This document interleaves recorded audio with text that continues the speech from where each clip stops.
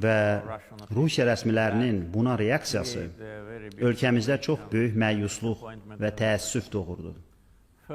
Birincisi, ilk növbədə təyyarəyə atəş açılmamalı idi.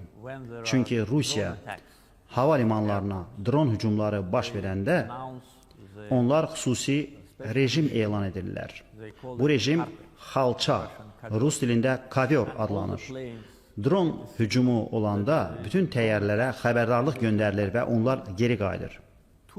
Həmin təyyarə qəzaya düşməzdən 2 həftə əvvəl Rusiyanın həmin şəhərinə uçan digər təyyarəmiz oxşar hal ilə üzləşmiş, ona vaxtında müvafiq xəbərdarlıq verilmiş və həmin təyyarə geri dönmüşdür. Bu dəfə bu siqnalı vermədilər.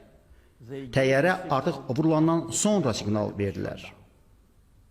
Bunu yalnız araşdırma prosesini aparacaq şəxsləri çaşdırmaq üçün etdilər. 2 dəfə atəş açdılar. Yalnız pilotların peşəkarlığı və cəsarəti təyyarəni yerə indirməyə imkan verdi.